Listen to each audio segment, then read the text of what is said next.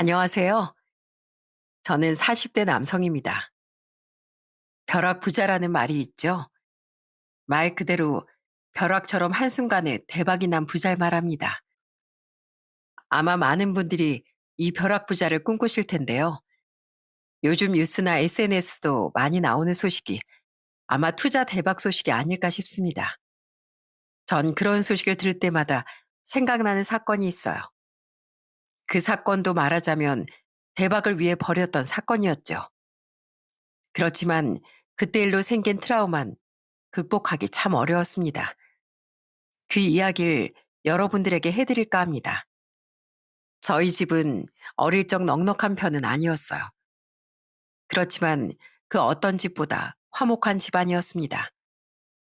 저희 가족은 아버지, 어머니, 저 여동생 이렇게 네 식구였는데요. 아버진 화물차 운전을 하셨는데 일뿐만 아니라 가정에도 많이 신경을 쓰셨던 좋은 아버지셨습니다. 일이 끝나고 집에 올 때면 같이 자장면을 먹으러 가기도 하고 통닭을 사와서 저희들을 먹이곤 했었죠. 우리 애들 많이 배부르게 먹어. 아빠가 앞으로 돈 더 많이 벌어가지고 배 따뜻하게 채워주고 먹여줄 테니까 걱정하지 마. 와, 아빠, 오늘은 통닭을 어떻게 이렇게 많이 사왔어? 오늘 무슨 날이야? 무슨 날은? 에이, 그냥 동선이 유선이 좋아하니까 아빠가 많이 사왔지. 식겠다. 따뜻할 때 얼른 먹어. 아버진 저와 동생을 위해서라면 정말 모든 걸 다 해줄 거라는 생각으로 열심히 일을 하셨어요. 그때 당시 저흰 지하 월세방에서 살았었는데 한 11년 정도 새방살이를 했던 것 같아요. 그렇게 11년을 고생하며 모은 돈으로 처음 집을 사서 나갔을 땐 정말 가족 모두가 행복했습니다. 처음으로 제 방과 여동생 방도 생겨서 얼마나 좋아했는지 몰라요. 엄마도 그땐 틈틈이 인형 눈알 붙이는 부업도 하시고 중간중간 사무실 취직을 하셔서 직장에 다니며 한 푼이라도 더 버시려고 노력하셨죠. 그렇게 열심히 살았던 덕분에 저희는 행복하게 잘 자랄 수 있었어요. 부모님뿐만 아니라 항상 저희를 챙겨주시던 분이 있었는데 그건 바로 고모였어요. 아버지의 누나였던 고모는 평소에도 집에 자주 오시며 저희에게 용돈을 주시곤 했죠. 거의 일주일에 한 번은 꼭 만났던 것 같습니다. 그때마다 고모는 용돈도 주시고 항상 다정하게 말도 해주시면서 정말 저희를 아껴주셨어요. 그러다 제가 15살이 되던 해 저희 집에 엄청난 사건이 벌어지고 말았습니다.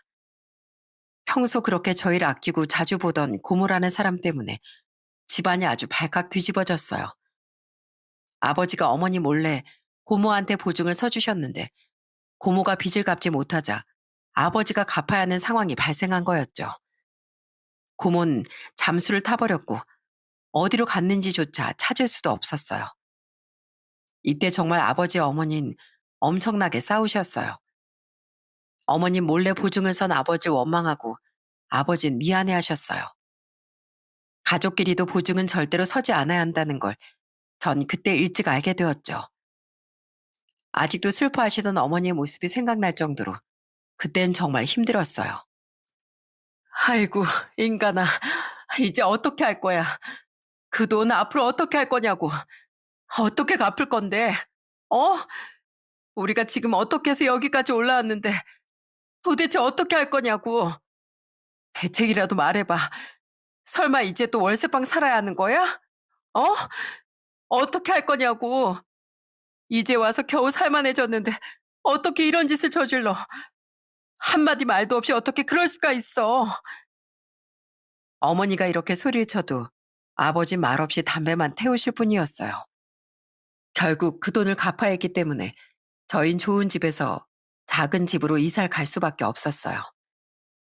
처음엔 저도 아버지가 너무도 원망스러웠습니다. 지금 생각해보면 참 어리고 철없는 생각이었지만 그땐 그랬죠.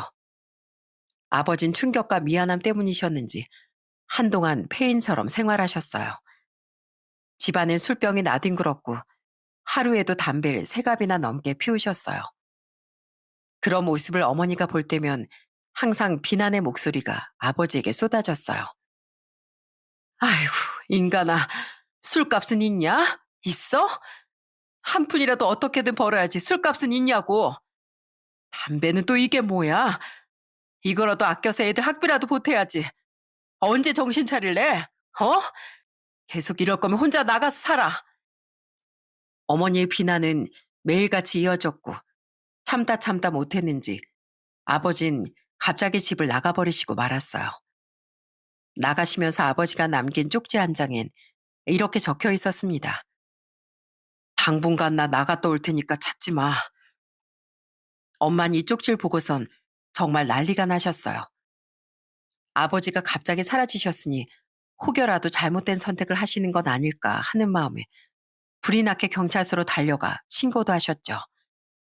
그렇지만 그때 당시 아버지가 성인이셨기 때문에 찾더라도 본인이 원치 않으면 어디 있는지 알 수도 없었으니 마냥 기다릴 수밖에 없었어요. 어머닌 그때 자책을 참 많이 하셨습니다. 아휴, 내가 네 아버지한테 너무 못되게 했나 보다. 이 일을 어쩌면 좋니? 네 아버지도 속상했을 텐데 내가 나 속상한 것만 생각해서 너무 못되게 굴었나 보다. 애써 괜찮은 척 어머니를 달랬지만 저도 그때 당신 어렸기 때문에 불안한 마음이 컸습니다. 다행히 아버진 2달 정도 지난 후 집으로 돌아오셨어요. 다시 돌아온 아버지가 현관문을 열자 어머님 깜짝 놀라 버선발로 아버지께 달려가셨습니다. 그러곤 이렇게 말하셨죠. 여보, 여보 도대체 어디 갔다 왔어? 어디 갔다 왔냐고. 내가 얼마나 찾았는지 알아? 어디 갔길래 연락도 한 통 없고 대체 어디 다녀왔던 거야? 미안해. 집에 있으면 너무 답답하고 내가 당신 얼굴 볼 면목이 없었어. 그래서 말 못하고 간 거야. 정말 미안해.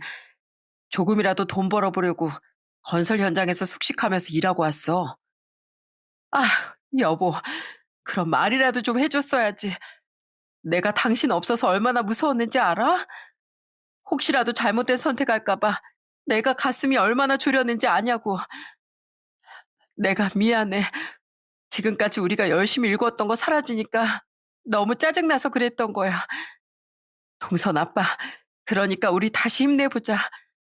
더 이상 나도 보증 얘긴 꺼내지 않을 테니까 다시 힘내서 살아보자고. 그렇게 아버지가 돌아오시면서 저흰 다시 똘똘 뭉치게 되었습니다. 오히려 위기가 저희를 단단하게 만들었던 기회가 되었어요. 사실 빚보증 사건 이후로 아버진 화물차 일을 그만두셨는데 돌아오시고선 다시 운전대도 잡으셨어요. 그렇게 처음부터 시작한다는 마음으로 부모님은 더 열심히 일을 하셨고 전 무사히 고등학교를 졸업하고 대학에 진학할 수 있었어요. 그리고 제가 25살이 되었을 때 부모님은 또다시 집을 장만할 수 있었습니다. 그땐 정말 축하 파티를 안 할 수가 없었어요. 저희 가족은 다 같이 모여 맥주 한 잔을 마시며 축하 파티를 했답니다. 저희 가족에게 좋은 일이 생기고 나서 뒤이어 저도 직장에 취직을 하고 여동생도 취직을 하게 되었어요. 더 이상은 나쁜 일은 없을 거라 생각했었죠. 그런데 제가 32살이 되던 해 저에게 불행한 일이 생기고 말았습니다. 평소에 운동 삼아 자전거를 타고 다니던 절 지나가던 차가 미처 발견하지 못하고 저를 치고 지나가 버린 거였어요. 전 그 자리에서 의식을 잃었고 깨어났을 땐 병원에 실려온 상태였습니다. 그 사고가 생각보다 큰 사고였기에 전 한동안 병원 밖을 나가지 못했어요. 수술도 4번이나 받을 정도로 심각했죠. 병원에서 어머니가 일을 그만두시고 절 간병해 주셨는데 그 사고가 얼마나 컸는지 어머니의 말을 듣고서야 알 수 있었어요. 아이고, 동선아, 난 정말 네가 세상 떠나는 줄 알았어. 얼마나 심각했는지 기억이 나니?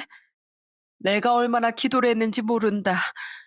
이렇게 살아만 있어줘도 얼마나 감사한지. 고맙다, 고마워. 어머닌 제가 깨어나기만을 빌며 매일같이 기도하고 우셨다고 하셨습니다. 그 정도로 전 위급한 상황을 겪었어요. 겨우 깨어났지만 여러 번의 수술로 저는 많이 지쳤던 것 같아요. 그런 저에게 힘이 되어줬던 건 바로 가족이었습니다. 저에게 그때 가족은 다시 일어설 수 있었던 이유이기도 했어요. 매일같이 부모님과 여동생이 돌아가며 절 간병하고 우울해하는 절 웃게 만들어주곤 했습니다. 그렇게 가족들의 응원을 받으며 전 열심히 재활을 받았어요. 그렇지만 전 사고 후로 평생 후유증을 떠안게 되었어요. 바로 오른쪽 다리를 평생 절게 되었던 거죠. 아무리 재활을 해도 오른쪽 다리 낫지 않더군요. 처음엔 너무 절망스러웠지만 그래도 두 다리를 절단하지 않고 유지할 수 있는 것만으로도 다행이라고 생각하며 살았어요. 솔직히 사고 규모에 비해선 제가 이렇게 숨을 쉬고 있다는 것도 기적이나 다름없었거든요. 긴 재활을 끝마치고 회사에 다시 돌아오고 나선 전 전보다 더 열심히 일을 했습니다. 그러다 제가 다시 일을 시작하고 3년 뒤에 운명의 여자를 만나게 되었어요. 그 사람은 바로 아내였죠. 아내는 직장 동료의 소개로 만나게 되었는데 첫눈에 이 사람이다 라고 생각을 했던 순간이 있었어요. 아마 첫 만남 때 제가 제 다리가 불편하다는 상황을 얘기했는데 아내는 그것쯤이야 별일 아니라며 대수롭게 넘어갔습니다. 그때 참 아내가 정말 멋지고 당찬 여성이라 생각했어요. 그리고 아내는 만나면 만날수록 똑똑하고 현명하면서 예의도 바른 사람이었죠. 이런 사람과 평생 함께 한다면 정말 행복하겠다는 생각이 들었어요. 그렇게 2년의 연애 후 전 아내와 결혼을 결심하게 되었습니다. 처갓집 장인어른과 장모님도 제 상황을 다 이해해 주시고 보듬어 주신 따뜻하고 좋으신 분들이셨어요. 양가의 축복 속에 결혼을 하면서 전 전보다 더 행복해졌습니다. 아내는 저희 부모님에게 참 잘했어요. 특히나 아버지와는 더 친하게 잘 지냈는데요. 평소에 막걸리를 좋아하시던 아버진 아내와 함께 막걸리를 같이 마시곤 했어요. 그럴 때면 아내는 아버지 분위기에 맞춰주며 화기애애하게 시간을 보내곤 했습니다. 밤을 새서 막걸리를 마시며 추억을 만들기도 하고 명절이면 다 같이 모여 고스톱을 치기도 하고 또 윷놀이도 하면서 재밌게 보내기도 했죠. 저희 집 분위기 메이커는 항상 아내였어요. 아싸! 아버님! 아버님 지금 피박에 광박인 거 아시죠? 가만히 있자. 전 58점. 점당 100원이니까 58점이면 5,800원 주세요. 아이고, 아이 며느리가 이 시애비 돈을 다 가져가는구나. 그래, 알았다, 알았어. 이해했다. 자, 얼른 다시 패 돌려라. 내가 오늘 며느리 돈 다시 다 가지고 와야 되겠어. 정말 다른 사람이 본다면 이렇게 화목한 집안도 있구나 생각이 들 정도로 저희 집은 무척이나 화목하고 화기애애했습니다. 그때가 진짜 행복했던 것 같아요.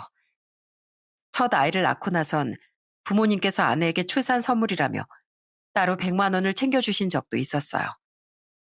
그때 아내는 너무 감사하다며 눈물을 흘리기도 했습니다. 그렇게 저희 부모님도 아내를 위해주며 잘 지냈습니다. 전 결혼을 하고서 더욱 행복해졌다 생각을 했었죠. 그런데 불행은 어김없이 찾아왔습니다. 결혼 생활을 한 지 3년이 됐을 때 저희 집안에 엄청난 일이 찾아오게 되었어요. 바로 아버지가 교통사고를 당하셨던 겁니다. 아버진 60세 연세가 넘은 나이에도 운전대를 놓지 않았었는데 그런데 어이없게도 그날 역주행을 하는 트럭과 정면으로 부딪히면서 사고가 났더라고요. 알고 보니 트럭 기사는 음주운전 상태였고 차량 또한 아버지 차량보다 훨씬 큰 대형 트럭이었어요. 그렇게 부딪히게 되면서 아버진 크게 다치시고 혼수 상태에 빠지시게 되었죠.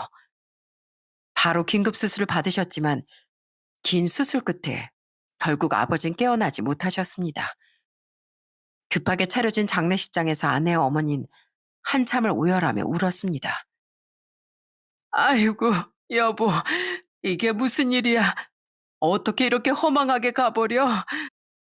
난 어쩌고 이렇게 가버리면 난 도대체 어떻게 살라고. 우리 아들, 며느리, 손주 잘 사는 거 다 보고 가야지. 이렇게 당신 혼자 일찍 가버리면 어떻게 해. 아버님, 아버님 저 어떻게 해요? 불쌍한 우리 아버님. 어쩌면 좋아요. 제가 어떻게 아버님을 보내드려요. 저는 너무나 억울하고 분통이 터졌어요. 어떻게 요즘 세상에 역주행도 모자라 음주운전까지 하는 사람이 있는지 당장이라도 달려가 그 운전자를 끌고 와 아버지 앞에 무릎을 꿇게 하고 싶었습니다. 그런데 더욱 어처구니가 없었던 건 바로 갑자기 가해자 집안에서 찾아와 한 소리였어요. 갑작스런 이별에 정신없이 장례를 치르고 있던 와중 가해자 집안에서 용서를 구하겠다며 찾아왔는데 하는 소리가 참 어처구니가 없더군요. 정말, 정말 죄송합니다. 저희 남편이 힘들어서 술을 먹었던 것 같아요. 그런데 이 사람 교도소 들어가고 나면 저희 정말 풍비박살납니다. 저희가 애도 셋이나 있어요. 아직 한참 커야 하는 애들인데 제발 저희 애들을 봐서라도 한 번만 용서해 주시면 안 될까요? 합의를 해 주시면 안 되겠습니까? 그 말을 듣고선 어머니 울분을 터뜨리면서 소리를 치셨습니다. 도대체 어떻게 된 사람들이길래 여기까지 와서 그럴 수가 있어요? 그럼 우리 남편이 이제 볼 수도 없게 됐는데 당신 남편은 멀쩡히 살지 않았나요? 근데 어떻게 여기까지 와서 그따위 소리를 해? 펑펑 울며 오열하는 어머니를 겨우 부축하며 진정시켰지만 저 또한 속에서 끓어오르는 화를 참을 수가 없었습니다. 이후에도 가해자 측에선 합의금을 제시했지만 저희는 합의를 해주지 않았어요. 돈보다 억울하게 아버지가 돌아가셨다는 게 너무나 비통하고 화가 났기 때문이었어요. 결국 그 운전자는 구속이 되었습니다.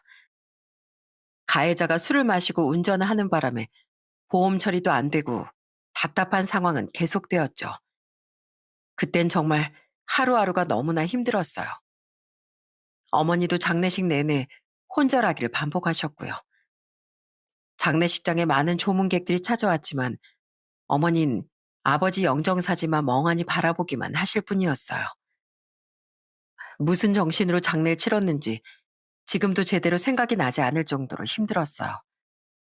그렇게 장례식이 끝난 이후 더욱 힘든 일이 벌어지고 말았습니다. 바로 어머니의 건강이 나빠지신 거였어요. 그때 당시 여동생은 전라도 광주로 시집을 가서 여동생이 어머니를 돌보기 어려웠고 가까이 살고 있던 제가 어머니를 돌보는 게 맞다고 생각했습니다. 그래서 어머니가 걱정되어 아내에게 제 생각을 얘기하게 되었어요. 여보, 요즘 우리 어머니가 몸이 많이 안 좋으신 것 같아. 사실 나 너무 걱정돼서 그러는데 어머니를 우리 집에서 좀 모시면 안 될까? 안 그래도 나도 생각하고 있었어. 저번에 어머님 보니까 전보다 너무 야위시고 기운도 없으신 것 같더라고. 내가 먼저 당신한테 말할까 고민했었는데 당연히 나야 괜찮지. 나한테도 어머님은 정말 소중하신 분이신데 당연히 괜찮고 말고. 정말? 여보, 진짜 고마워. 내가 앞으로 정말 잘할게. 그럼 어머니한테도 말할게. 정말 고마워. 그렇게 저희는 어머니를 모시게 되었습니다. 처음엔 아내가 정말 어머니를 살뜰하게 잘 모셨어요. 초기에 어머니 건강이 안 좋으셨을 땐 죽도 끓여주시고 병원에도 매번 모셔다 드리면서 챙겨드렸죠. 어머니도 아내의 노력 덕분인지 점점 기력을 찾게 되었습니다. 아버지와의 갑작스런 이별은 너무나 마음이 아팠지만 저희는 슬픔을 이겨내려고 더 많이 노력을 했어요. 그런데 한 2년 정도 합가를 했을 무렵부터 어머니의 안색이 너무나 안 좋아졌어요. 어느 날부턴가 어머니가 밥도 잘 안 드시고 아내랑도 뭔가 어색하고 서먹해 보이기 시작했습니다. 그런 모습을 보다 보니 무슨 일이 있는 것 같다 싶더라고요. 그래서 전 어머니에게 슬며시 물어보게 됐어요. 어머니, 혹시 아내랑 무슨 일 있으셨어요? 아니, 왜 요즘엔 같이 밥도 안 드시려고 그러고, 보니까 아내 눈치도 보시는 것 같던데, 왜요? 무슨 일 있었어요? 네? 아휴, 내가 무슨 눈치를 봤다고 그래.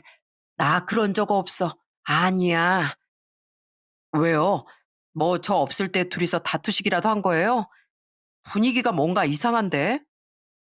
아이고, 아니라고 그러네. 그런 일 없으니까 그만 물어봐. 아무리 어머니에게 물어봐도 어머닌 별다른 대답을 해주지 않으셨어요. 그런데 그 뒤로도 어머니와 아내 사이에 분명 뭔가가 있다 싶을 정도로 둘 사이엔 어색함이 감돌았습니다. 결국 전 아내에게 물어보게 되었어요. 여보, 요즘 당신이랑 어머니 분위기가 좀 이상한 것 같은데 어머니랑 무슨 일이라도 있었던 거야? 아니, 무슨 일은. 우리 사이 좋은 거 당신이 잘 알잖아. 내가 어머님을 얼마나 좋아하는데 갑자기 그런 건 왜 물어봐? 아니야. 그냥 내가 잘못 생각했나 봐. 부탁인데 당신이 좀 우리 어머님 많이 챙겨드려. 아무래도 요즘 많이 외로우신가 봐. 알았어. 내가 어머님 잘 챙겨드릴 테니까 걱정하지 마. 그렇게 전 그날 그저 착각을 한 거라고 생각하고서 넘어가게 되었습니다. 그런데 한 달 뒤 결국 일이 터지고 말았어요. 갑자기 저에게 한 통의 전화가 걸려왔습니다. 전 그 전화를 받고서 소스라치게 놀랄 수밖에 없었어요. 그 전화는 어머니에게서 온 전화였습니다. 동선아, 동선아, 좀 빨리 좀 와줘. 빨리. 이유를 물어볼 새도 없이 어머니의 급한 목소리에 전 바로 회사에다 말을 하고 반차를 써서 집으로 향했습니다. 집에 도착을 해보니 집엔 어머니 혼자서만 계시더라고요. 아내에게 전화를 해봐도 아낸 전화를 받지 않았죠. 아이는 그때 어린이집에 간 상태였습니다. 얼굴이 새하얗게 질린 어머니를 보고선 전 너무나 놀랐어요. 그 순간 어머니는 제가 도착한 걸 보고 갑자기 의식을 잃고 쓰러지셨습니다. 갑작스런 상황에 너무나 놀라 저는 바로 119를 불렀고 병원으로 향했어요. 그때 아버지에 이어 어머니까지 잃는 건 아닌지 정말 가슴 졸이며 병원을 쫓아갔죠. 다행히 검사 결과 크게 이상은 없었지만 뭔가에 충격을 받았는데 그것 때문에 의식을 잃으셨던 것 같다는 말을 듣게 되었어요. 어머니는 그때 평소에 심장이 좀 안 좋으셨고 혈압약도 먹고 계셨기 때문에 전 너무나도 걱정이 되었습니다. 도대체 무슨 일이 있었길래 어머니가 절 보자마자 혼절을 했던 건지 알 수가 없어 답답한 마음이 들었어요. 응급실로 향한 지 한 3시간 정도가 지났을 때 어머니께서 겨우 의식을 찾으셨어요. 그러고선 절 보자마자 갑자기 눈물을 흘리기 시작하셨습니다. 전 그 모습을 보고 당황할 수밖에 없었죠. 아니, 어머니, 왜 그래요? 정신이 좀 드세요? 어머니 도대체 왜 그러시는 건데요? 말해보세요. 무슨 일이라도 있으셨어요? 동선아, 나 진짜 며느리랑 도저히 못 살겠다. 정말 앞으로 어떻게 살아야 하니? 제발, 나 그냥 따로 나가서 살란다. 네? 그게 무슨 소리예요, 어머니? 무슨 일이 있으셨는데요? 아낸 전화도 안 받고 도대체 무슨 일이 있었길래 그런 말씀을 하시는 건데요?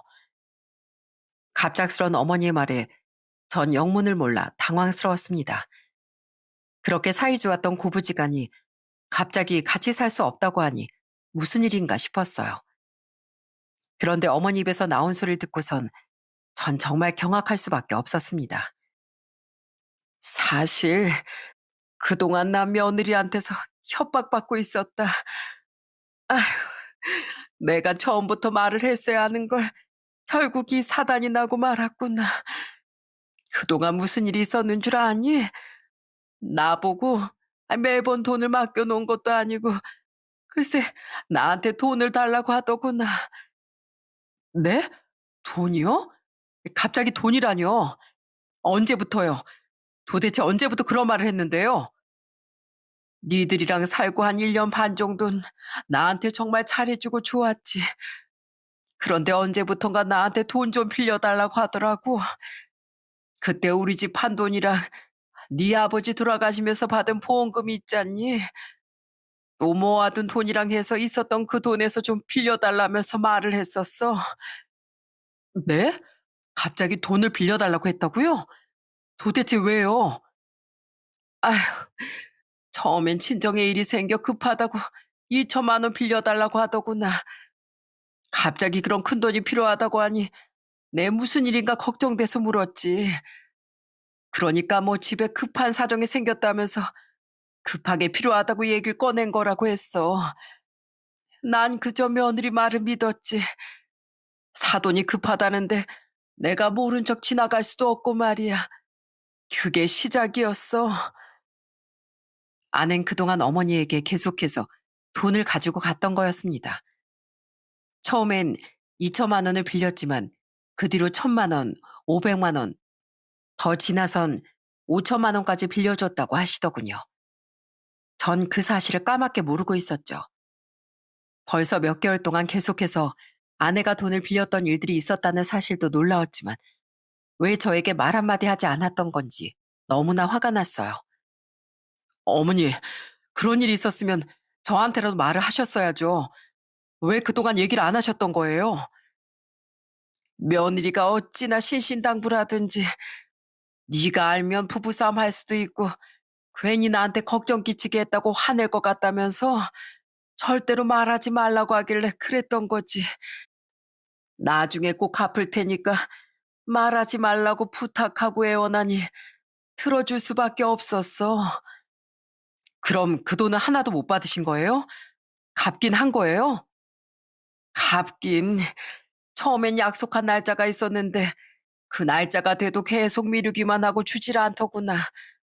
그래서 하다 하다 못해 내가 돈 언제 주냐고 했는데 참 그때부터 애가 돌변해가지고 나한테 협박을 했어. 이거 좀 들어봐라. 내가 하도 어이가 없어서 언젠가부터 녹음을 했는데 내가 너한테 들려줘야 하나 고민하다가 이번 일로 도저히 안 되겠다 싶어서 말하는 거야. 어머닌 핸드폰을 여시더니 녹음 파일을 하나씩 저에게 들려주시기 시작했습니다.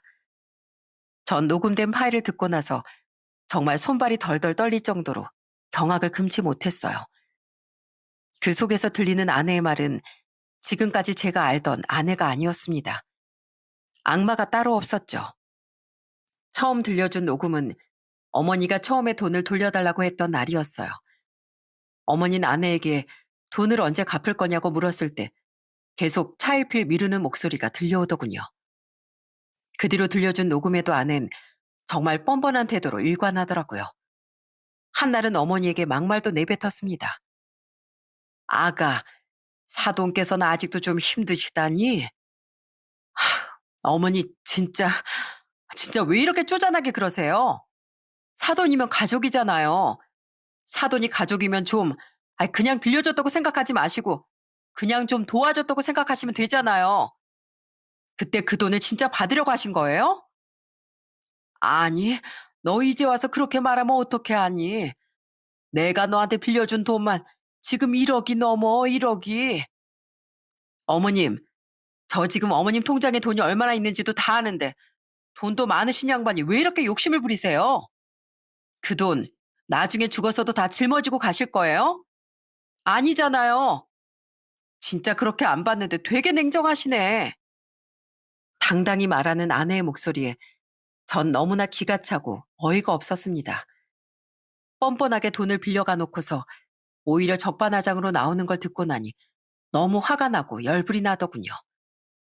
그런데 더욱 어처구니 없었던 건 바로 그 뒤로도 어머니에게 돈을 또 빌려달라고 했다는 거였어요. 어머닌 그 뒤 얘기도 저에게 말을 해주셨어요.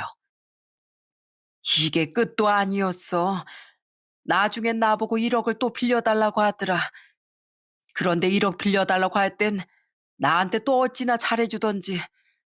난 정말 그 모습 보면서 너무 경악스럽고 질리더구나.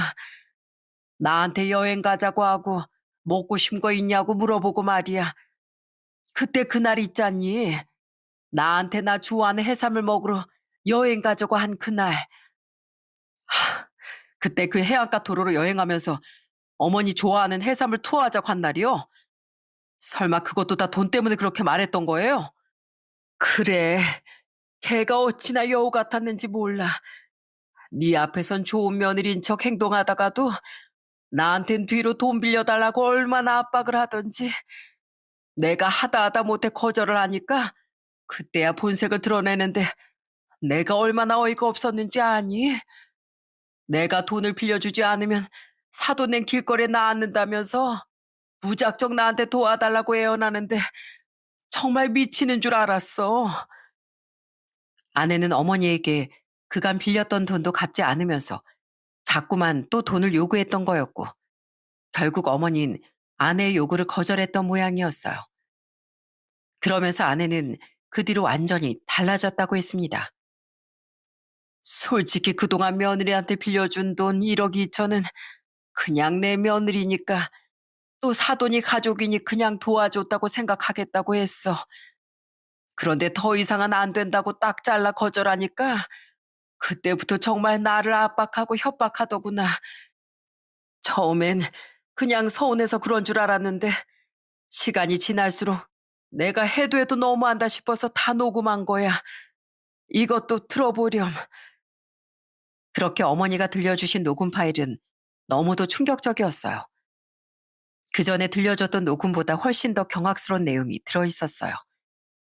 하나의 파일엔 어머니가 돈을 못 빌려준다고 선언하니 막말을 하는 아내의 목소리가 녹음이 되어 있더라고요. 더 이상 안 돼. 도저히 너한테 돈 못 빌려주니까 그렇게 알거라. 어머님, 아들 이혼남 만들고 싶으세요? 솔직히 말해서 전화 되니까 어머님 아들 만나서 결혼을 했지. 누가 쩔른발이하고 결혼을 해서 이렇게까지 산대요? 누가 쩔른발이랑 결혼해서 애까지 낳아준대요. 어머님 귀한 손주 낳게 해줬으면 이 정도 해주셔야죠. 뭐? 너 말을 무슨 그렇게 하니? 무슨 말을 그렇게 해? 진짜 좋은 말로 할 때 1억 보내세요. 만약에 안 보내시면 저 어머님 손주 제 아들 데리고 이 집 나가버릴 테니까. 뭐? 손줄 데리고 나간다고? 네가 뭔데 우리 손줄 데리고 가? 어머, 제 아들이 어머님 아들이에요? 제 아들이지? 제 아들인데 제 마음대로도 못해요? 그 녹음엔 화를 내는 어머니의 말에도 대수롭지 않은 듯 비아냥대는 아내의 목소리가 담겨 있었어요. 또 하나의 녹음 파일엔 아내가 어머니에게 이것저것 마구 시키는 목소리가 담겨 있었어요. 전 그걸 듣고 더 이상 참을 수 없다고 생각했습니다. 아내는 어머니와 합갈하고 난 이후로 일을 하지 않았는데 전 그동안 집안이 깔끔하고 잘 정돈되어서 아내가 정말 고생하는 줄 알았거든요. 그런데 제가 알고 있었던 건 모두 다 거짓이었습니다. 아내의 태도에 어머니는 정말 크게 충격을 받았던 거였어요. 해도 해도 너무하는 아내의 태도를 보고 어머니는 어느 순간부터 대화 내용을 녹음하기 시작했고 이렇게 제가 알게 된 거죠. 평소에도 저희 어머니가 영상 어플이나 이런 것들을 휴대폰으로 보는 걸 좋아하셨기 때문에 어느 정도 휴대폰 조작 방법을 잘 아셨던 게 정말 신의 한 수였던 거죠. 이걸 응급실에서 들으면서 저는 기절초풍하는 줄 알았습니다. 이쯤 되고 나선 한 번쯤 저에게 언질이라도 해줬으면 얼마나 좋았을까 싶더라고요. 어머니, 왜 그동안 저한테 아무런 말도 안 하셨어요? 왜 말씀을 안 하신 거예요? 그럼 어떻게 하니? 우리 손주 데리고 도망가 버린다고 하고 너랑 이혼도 한다고 하는데 나만 좀 참으면 될 거라고 생각했어. 그래도 며느리가 처음엔 얼마나 좋은 애였니. 그렇게 좋은 애가 갑자기 변한 거라 기다리면 다시 돌아올 거라 생각을 했다. 그런데 돌아올 것 같질 않구나. 나 도저히 못하겠다. 도저히 못 버티겠어. 전 어머니의 말에 너무도 마음이 아프고 화가 났습니다. 속부터 끓어오르는 분노에 지금 당장 아내를 찾아가 따져 묻고 싶었어요. 그리고 그날 어머니가 응급실에 있던 날 왜 이렇게 쓰러지게 되셨는지도 얘기를 해주셨어요. 지금까지 일도 정말 화가 나 쓰러질 판국에 그날 있었던 일은 저의 인내심을 폭발하게 만들었습니다. 어머니, 그럼 지금까지 일들 참고 참다가 이렇게 쓰러지신 거예요? 아휴, 말이라도 좀 하시지. 그럼 아내는 어디 갔는데요? 아휴, 지금까지 일 때문이면 내가 이렇게 쓰러졌겠니? 그날 네가 출근하고 나서 내가 주방에서 음식을 만들고 있는데 갑자기 방에서 이상한 소리가 들리더구나. 이상하다 싶어가지고 딱 방에 들어갔더니만 세상에, 글쎄 며느리가 뭘 하고 있었는지 아니? 뭘 하고 있었는데요? 아이고, 글쎄 걔 손에 내 옛날 통장이 들려 있었어. 내가 그걸 보고 뭐 하는 짓이냐면서 소리소리 지르면서 그걸 가지고 오려고 뺏으려고 했는데 걔가 급하다면서 꼭 갚는다면서 날 뿌리치고 통장을 들고 나가버리더구나. 아이고, 그동안 내가 돈 빌려줄 때 같이 은행 가면서 옆에서 몰래 보고 알았는지 내 비밀번호도 다 알고 있었어. 확인해보니까 나 몰래 거금을 이체한 상태더라고. 정말 기가 막혀서 어떻게 사람이 이렇게까지 안다니. 바로 은행에 전화해서 통장인 줄 못하게 정지시키고 너한테 전화한 거야.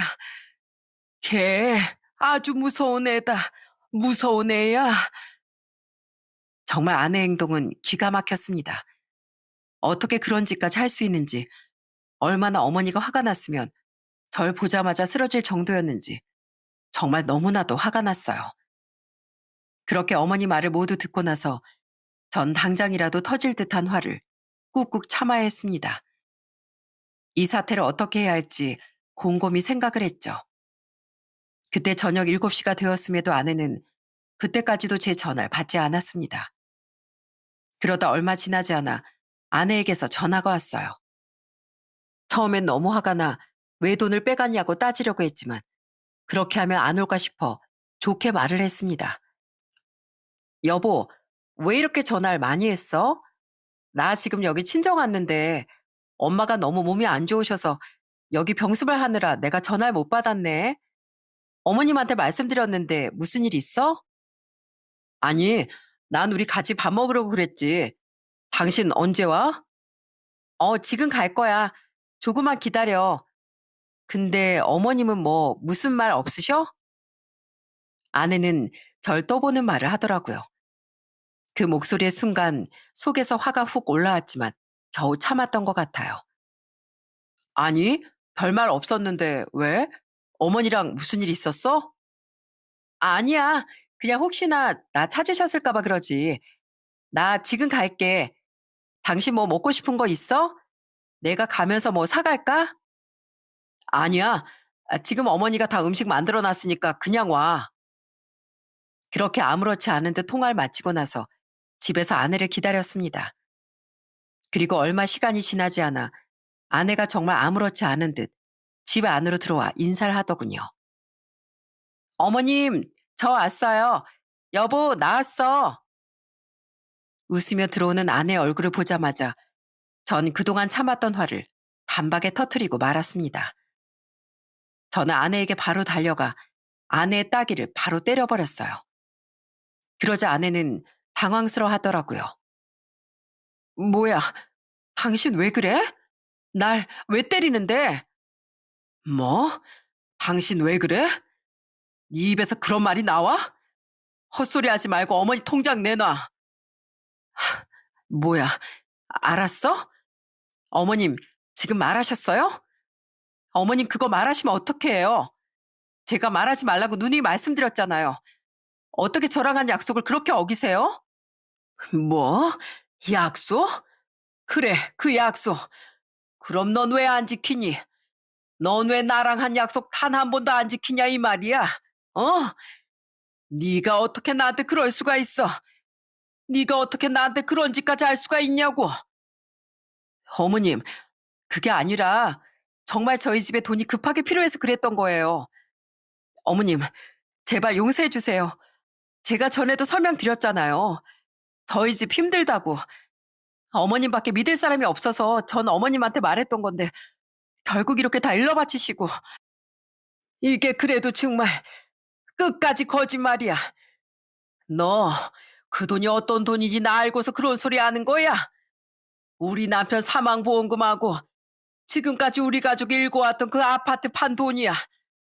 그 귀한 걸 그렇게 마음대로 쓰면 어떻게 하겠다는 거야? 어머님, 제가 다시 돌려드린다고 했잖아요. 시간 좀 달라고 말씀드렸는데 어떻게 이러실 수가 있어요?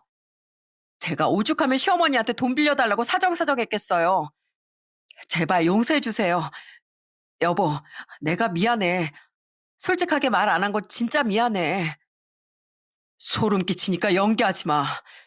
당신이 지금껏 어머니한테 어떻게 했는지 내가 진짜 모를 거라고 생각해?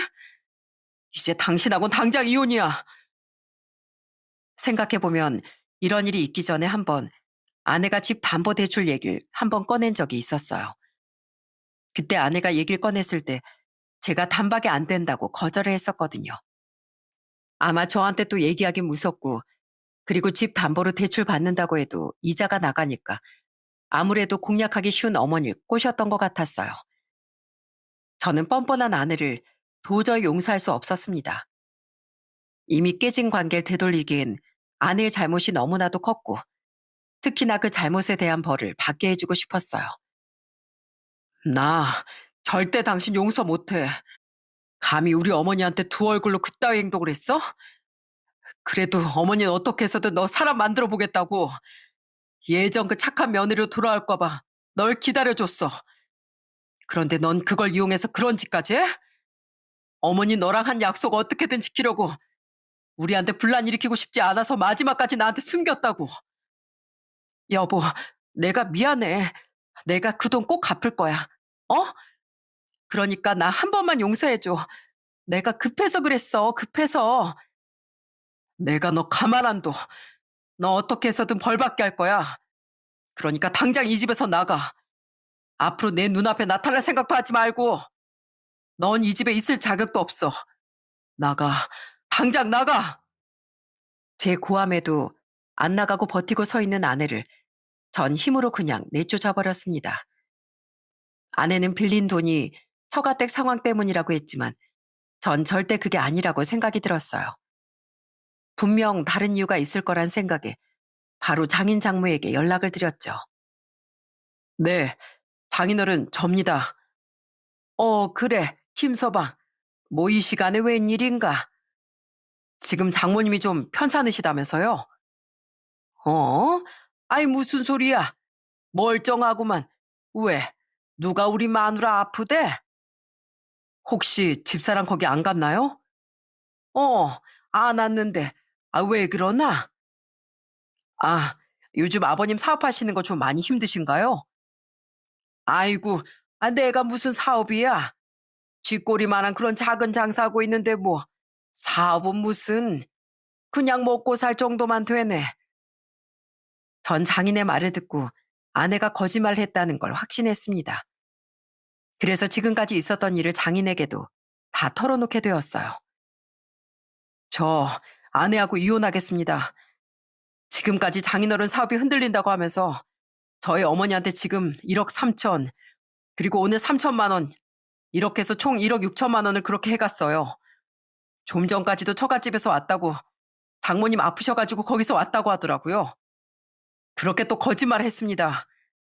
저희 어머니 응급실까지 다녀오셨어요. 어머니 통장 몰래 가지고 가서 돈도 가지고 가고 그 충격에 저희 어머니가 쓰러지셨어요. 뭐? 아이 사돈 통장을 가져가서 거기 돈을 썼다는 거야? 네, 저 도저히 같이 못 살겠습니다. 그동안 저한테 너무 잘해주셨는데 죄송합니다. 저 아내랑 이혼하겠습니다. 미안하네. 내가 정말 미안하네. 내가 딸을 잘못 키웠네. 정말 미안해. 미안하다며 사과를 하시는 장인의 말을 뒤로한 채 전 전화를 끊어버렸습니다. 다음 날 저와 어머니는 아내를 고소하게 되었어요. 그동안 뻔뻔하게 핑계만 대던 아는 그제서야 저희를 찾아와 무릎을 꿇고 싹싹 빌더군요. 어머님, 어머님, 정말 제가 잘못했어요. 저 한 번만 살려주세요. 네? 한 번만 살려주세요. 그 돈 그럼 어디 쓴 거야? 도대체 그 많은 돈을 어디다 썼냐고. 그게 나도 이제 돈 많이 벌고 싶고 직장보다 더 돈을 빨리 벌 수 있는 곳 찾다가 지인이 그런 곳이 있다고 해서 소개시켜 줬어. 거기 돈만 투자하면 이자도 받고 원금 5배나 준다고 해서 그래서 거기 투자를 한 건데 나도 이렇게 될 줄은 몰랐어. 뭐? 당신 진짜 제정신이야? 그런 거 누가 봐도 다단계 수법인 거 몰라서 그랬어? 진짜 정신이 나갔구나. 거기에 우리 어머니 돈을 가지고 가? 정말 미안해. 나도 이렇게 될 줄 몰랐어. 나도 그냥 잘 살려고 그랬던 거야. 당신 진짜 핑계도 다양하다. 지금까지 일 다 당신이 선택한 거야. 어쩔 수 없었던 것도 아니고 이 상황 당신이 다 만든 거라고. 아무리 용서해달라고 빌어도 소용없어. 당신이랑은 끝이야, 끝! 아내는 금융 다단계 투자를 하면서 돈을 썼던 거였습니다. 여러분들도 아시다시피 요즘 네트워크 마케팅이라고 해서 다단계가 아주 말이 많잖아요. 오죽했으면 우리나라가 사기 범죄가 제일 많다고 할 정도로 사기 수법들이 정말 많은데 그런 사기 범죄 중 하나에 아내가 빠진 거였어요. 무작정 돈을 벌 수 있다고 하니 앞뒤도 안 보고 어처구니 없는 선택을 한 거였습니다. 다 욕심 때문에 이런 일이 생겼던 거죠. 어머니가 쓰러졌던 그날도 어머니가 저에게 말을 하지 못할 거라 생각하고 통장을 가져다가 그런 짓까지 한 거였죠. 그렇게 전 아내와 이혼을 하게 되었습니다. 이혼을 하면서 살고 있던 5억짜리 아파트를 분할하게 되었어요. 아이의 양육권은 아내가 포기하게 되면서 저에게 양육권이 오게 되었습니다. 아무래도 그동안 경제 기여도나 이런저런 걸 따져봤을 때도 제 기여도가 높았으니 제가 좀 더 유리하게 재산 분할을 받을 수 있었죠. 그리고 전 고소를 취하하고 1억 6천이라는 돈을 갚는 조건으로 이혼 합의를 하게 되었습니다. 그렇게 아내는 재산 분할을 받고 그 돈에서 1억 6천을 다시 갚았어요. 아무래도 그 돈을 갚지 않으면 쇠고랑을 찰 수도 있기 때문에 무서워서 바로 갚은 것 같더라고요. 그러니 아내에게 남은 건 아무것도 없었다고 하더군요. 장인 장모는 저와 어머니께 정말 미안하다며 눈물로 사과를 하셨습니다. 그리고 아내는 그렇게 이혼을 하고 갈 곳이 없어 친정으로 갔지만 장인 장모가 너 같은 딸은 필요가 없다며 내쫓았다고 하셨어요. 장인 장모는 그래도 절 의지하면서 이렇게 살아왔었는데 사위도 잃고 손주도 잃고 안사돈에게까지 딸이 폐를 끼쳤다는 소식을 듣고 상당히 충격을 받으신 것 같았어요.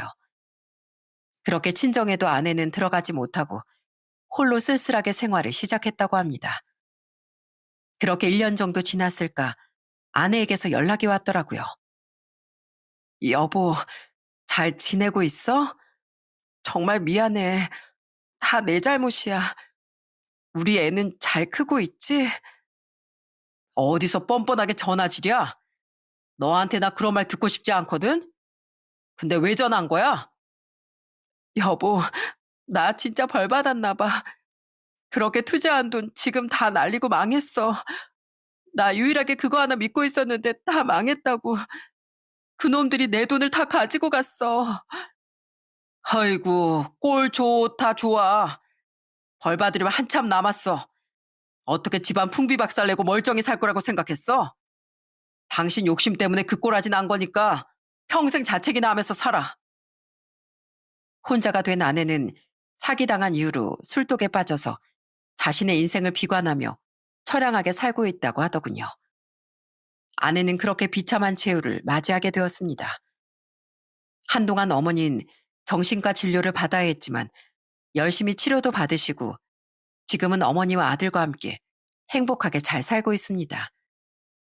이혼을 한 지 2년 정도 흘렀는데 어머니도 트라우마를 다 이겨내시고 저와 손주를 위해 더 건강을 챙기시며 행복하게 사시고 계시답니다.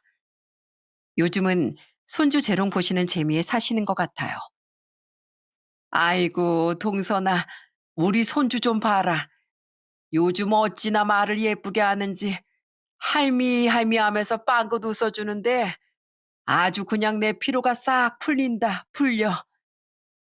어머니, 아들이 웃으면 그런 말 한 번 안 하시더니 마음이 변하셨어요? 언젠 이 아들이 제일 최고라면서요.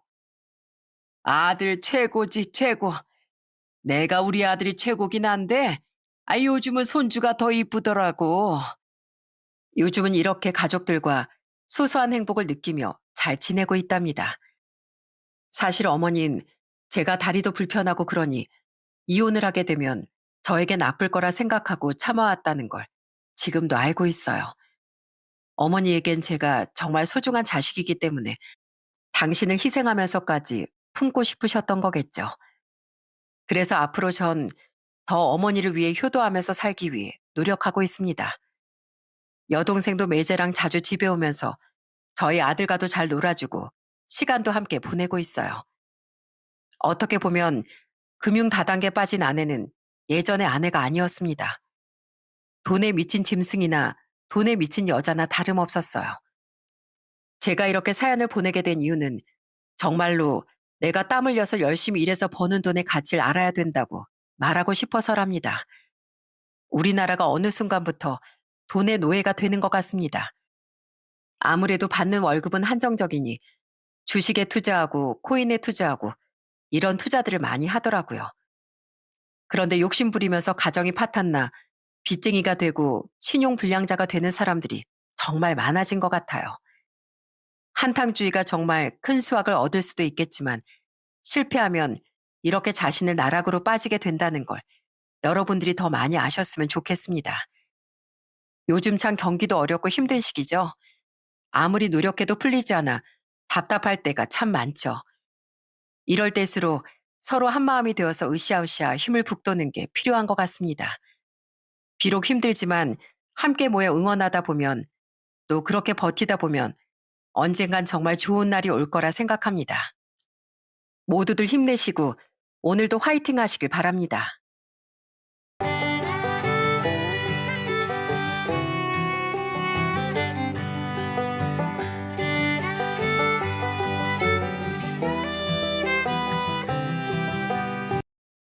안녕하세요. 저는 듬직한 아들 둘에 이제는 손자까지 넷을 두고 있는 세상에서 제일 행복한 할머니입니다.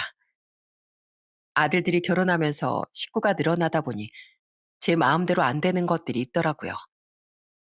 작은 오해들이 쌓이면서 집안에 분란이 생기는 걸 보고 집안의 어른인 저와 남편이 참 처신을 잘해야겠다는 생각이 들더라고요. 그래서 제 경험이 많은 분들에게 도움이 되셨으면 하는 마음에 사연을 쓰게 되었습니다. 그럼 끝까지 잘 들어주셨으면 좋겠습니다. 저는 가부장적인 집안에서 태어나 오빠들과 차별도 받고 서러운 시절을 많이 보냈습니다. 그래서 고등학교를 졸업하자마자 집을 나와 기숙사가 있는 공장에 들어가 일을 하던 중 20대 초중반에 저보다 4살 많은 남편을 만나 결혼을 하게 되었어요. 그런데 항상 권위 있고 무서운 아버지와는 달리 저희 남편은 항상 절 생각해주고 정말 자상한 사람이더라고요. 저는 그런 남편과 결혼해서 아들도 둘 낳게 되었습니다. 그러다가 저희 애들이 초등학교 고학년쯤 됐을 때 제가 초등학교 급식실에 급식 조리사로 취업을 하게 되었어요. 그런데 막상 일을 해보니까 너무 힘들더라고요. 사람 몸통만 한 국통을 국자로 젓는 것도 너무 힘들었고 재료 손질할 것도 너무 많아 거의 기계처럼 일해야 했습니다. 몸이 너무 힘들다 보니까 저도 모르게 퇴근하고 집에 가면 빨래를 개다가도 꾸벅꾸벅 자꾸 졸게 되더라고요.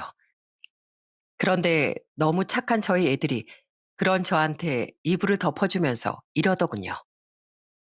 엄마, 빨래는 우리가 갤 테니까 얼른 들어가서 주무세요. 저희 빨래 진짜 예쁘게 잘 갤 수 있어요. 게다가 저 힘들까봐 수시로 제 어깨랑 다리도 주물러주고 얼마나 효자들이었는지 모릅니다. 그러다가 하루는 제가 급식실에서 일하던 중 같이 일하는 사람이 실수로 제 발에 뜨거운 국물을 쏟은 적이 있었어요.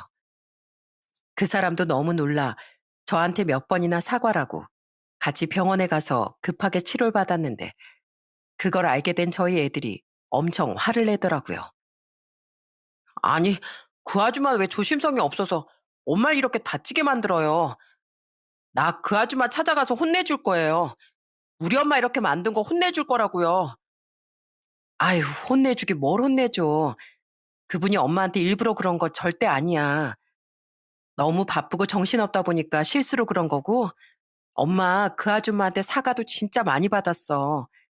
그 아줌마가 병원도 같이 가지고 병원비도 다 내줬으니까 그렇게 화낼 필요 없어. 너희 아빠가 항상 얘기했었지? 다른 사람을 항상 존중하면서 살라고. 나쁜 사람들은 혼내줄 필요가 있지만 실수한 걸 반성하고 사과하는 사람한텐 마음씨를 넓게 가질 필요도 있는 거야. 알았지? 제가 그렇게 얘기하니까 그제야 저희 애들이 알았다며 고개를 끄덕이더군요. 애들이 얼마나 절 생각했으면 엄마를 다치게 하는 아줌마를 혼내준다는 말까지 하는지 그 모습이 참 웃기면서도 예쁘더라고요. 이렇게 저희 애들은 항상 부모를 참 많이 생각하는 애들이었습니다. 저희 남편도 공장을 그만두고 택시 기사 일을 시작했는데 애들이 남편 쉬는 날에 같이 물수건을 들고 나가 택시 세차도 하더라고요.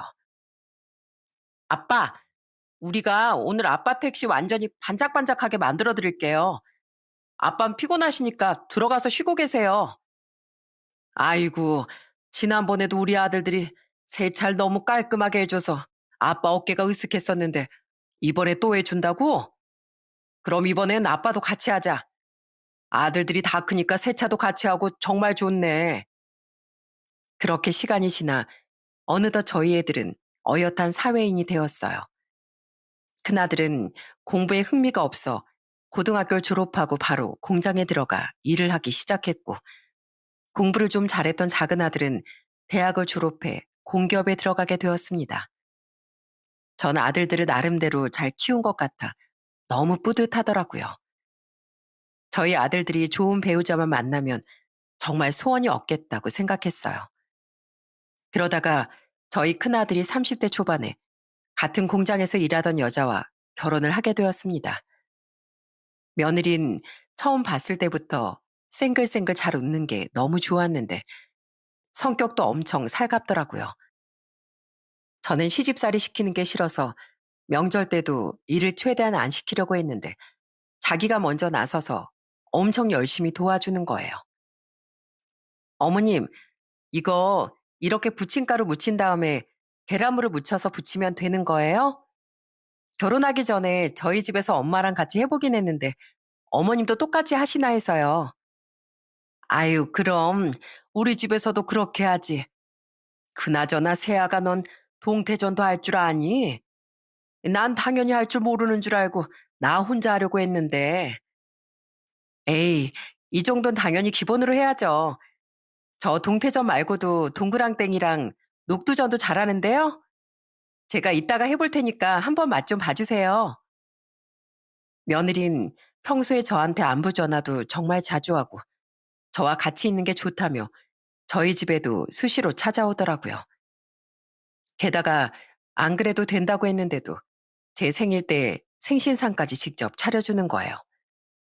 얼마나 상다리가 휘어지게 차렸는지 제가 그걸 보고 정말 깜짝 놀라고 말았답니다. 어머, 이게 다 뭐야? 이거 정말 내 생일이라고 네가 생일상 차린 거니? 그럼요. 제가 오늘 실력 발휘 좀 한번 해봤어요. 이건 어머님이 좋아하시는 해물찜이고, 이건 어머님이 지난번에 식당 가서 맛있다고 하셨던 떡갈비예요. 제가 그때 먹었던 맛을 떠올리면서 최대한 비슷하게 한번 만들어 봤어요. 아이고, 이 떡갈비 같은 건 그냥 사다가 구워도 되는데 이걸 고기를 직접 다져서 만들었어? 내가 진짜 네 덕분에 호강한다. 호강해.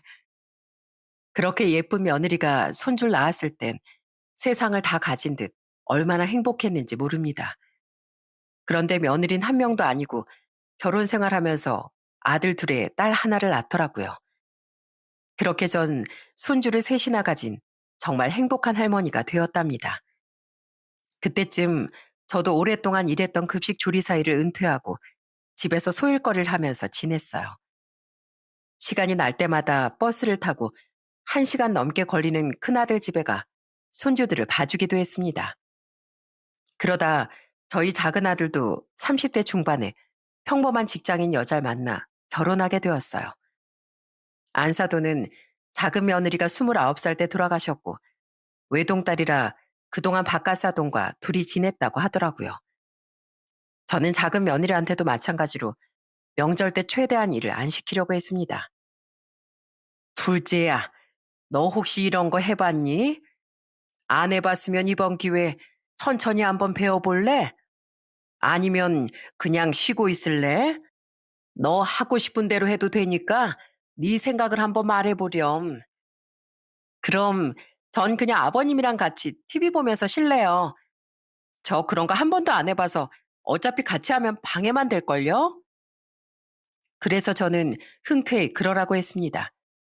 그리고 평소처럼 저희 큰며느리랑 같이 조잘조잘 떠들며 열심히 음식을 했어요. 어차피 큰며느린 제가 쉬라고 해도 안 쉬는 스타일이었거든요. 그런데 한참 큰며느리와 같이 음식을 하고 있었는데 갑자기 작은 며느리가 저희 쪽으로 와선 이러는 거예요. 그런데 형님은 어머님이랑 진짜 친하시네요. 무슨 할 얘기가 그렇게 많길래 음식하는 내내 두 분이서 그렇게 웃으면서 수다를 떠시는 거예요?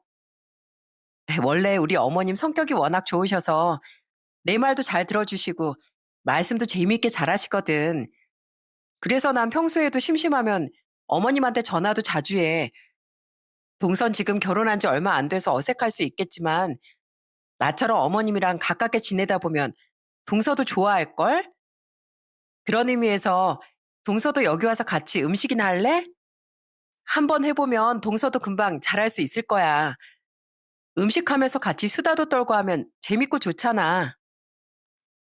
하지만 작은 며느린 끝까지 자긴 음식 같은 거 못한다면서 그냥 다시 소파로 돌아가더라고요. 그러다 하루는 작은 며느리 생일이라 제가 맛있는 걸 해주고 싶어서 가족들을 다 불러 갈비찜을 해준 적이 있었어요. 둘째야, 생일 정말 축하한다. 우리 아들한테 들어보니까 네가 뭐든지 다 잘 먹는다고 해서 무난하게 갈비찜으로 준비해봤다. 네 입맛에 잘 맞았으면 좋겠구나. 그런데 그때 저희 큰손주가 갈비찜을 보면서 갑자기 이러는 거예요. 우와, 갈비찜 나랑 우리 엄마가 제일 좋아하는 음식인데 할머니, 저 이거 갈비찜 많이 먹어도 돼요? 그럼 많이 먹어도 되지. 그래도 오늘은 작은 엄마 생신이니까 작은 엄마한테 생신 축하한다고 먼저 말씀부터 드리고 먹어라. 그러자 손주들이 작은 며느리한테 생신 축하한다고 얘기를 하더라고요. 그런데 왠지 모르게 작은 며느리의 표정이 좋지 않았어요. 저는 그때까지만 해도 작은 며느리가 왜 그런 표정을 지었는지 전혀 몰랐습니다. 그러다가 한 번은 제가 감기 몸살 때문에 한동안 컨디션이 안 좋았던 적이 있었어요. 병원에 가서 주사도 맞고 약도 먹었는데 감기가 독해서 오래 가더라고요. 그런데 그 주 주말에 저희 큰며느리가 보약을 지어 가지고 온 거예요.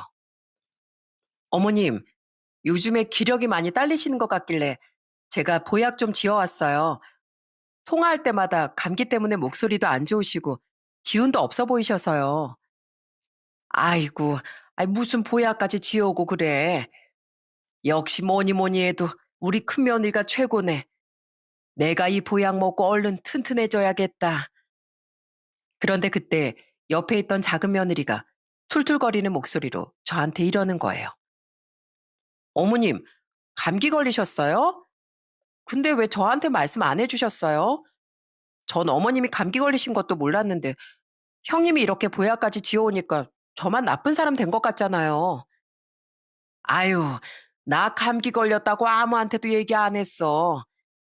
그냥 네 형님이 평소에 나한테 전화를 자주 하다 보니까 먼저 알고 이렇게 해다 준 거야. 내가 설마 너 나쁜 사람 만들려고 일부러 너희 형님한테만 얘기했겠니? 하지만 작은 며느린 뭐가 그렇게 기분이 나쁜지 하루 종일 시큰둥하더라고요. 그래도 그때까진 큰 불화가 없었기 때문에 그냥 잘 지낸다고 생각하고 있었습니다. 그런데 아들 둘을 다 결혼시켜 보고 나니까 큰아들과 작은아들이 형편이 차이 나는 게 좀 마음이 쓰이더라고요. 작은 아들은 공기업 다니고 작은 며느리도 집안 형편이 괜찮은 편이라 둘이 사는데 지장이 없었는데 큰아들낸 둘 다 공장 다니고 애가 셋이나 되다 보니까 살림에 허덕이는 게 눈에 보이는 거예요. 하루는 저희 집에 다 같이 모였는데 작은 며느린 딱 봐도 비싸 보이는 옷을 입고 오고 큰 며느린 맨날 입고 오던 목이 다 늘어난 티셔츠를 입고 왔더라고요. 제가 큰 며느리한테 옷 좀 사 입으라고 하니까 웃으면서 저한테 이러는 거예요. 에이, 애들 키우는데 제 옷은 사치죠. 그리고 이거 아직 입을만 해요. 목이 좀 늘어나긴 했지만 어디 빵꾸가 난 것도 아니고 오래 입고 다니던 거라 얼마나 편한데요. 큰며느린 아무렇지도 않다는 듯 웃으면서 말했지만 저는 그게 너무 신경이 쓰였습니다.